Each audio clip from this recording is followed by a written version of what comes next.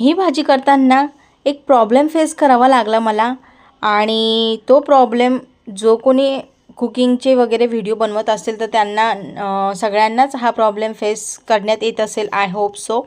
तर पुढे काय झालं मी सांगेनच. तर त्या अगोदर आपण बघूयात की हिरव्या ग्रेव्हीची अंडा करी कशी बनवायची. तर त्यासाठी काय केलं आहे, आपण अंडे तर अगोदर उकडूनच घेतलेले आहेत. नंतर तेलामध्ये मी हळद टाकले. तेल थोडंसं गरम होऊ द्यायचं आहे जेणेकरून त्या हळदीचा तडका बसेल त्याला. आणि हे वाटण आहे खोबरं, लसूण, अद्रक, कोथिंबीर आणि हिरवी मिरची इत्यादी सर्व आपण वाटून घेतलेलं आहे. आता तुम्ही हे ड्राय रोस्ट पण करू शकता. तर मी ते कच्चंच घेतलं होतं माझ्या मुलीमुळे, कारण माझं बाळ आहे छोटंसं, ते उठलं ना तर मग रडायला लागतं. तर त्यामुळे मला इन्स्टंट करायची होतं, तर मी कच्चंच वाटून घेतलेलं. तर हे सगळं आपण आहे ना तेलामध्ये फ्राय करून घ्यायचं आहे. आणि आपण 2 मसाले टाकले, एक अंडा करी आणि एक चिकन मसाला.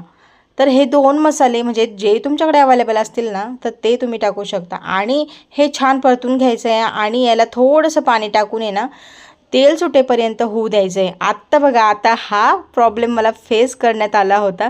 तर तो म्हणजे कुकिंगचे शूट करत असताना गेलेली लाईट. तर सगळ्यांनाच हा प्रॉब्लेम म्हणजे खूपच बिग प्रॉब्लेम वाटतो शूटिंग करत असताना.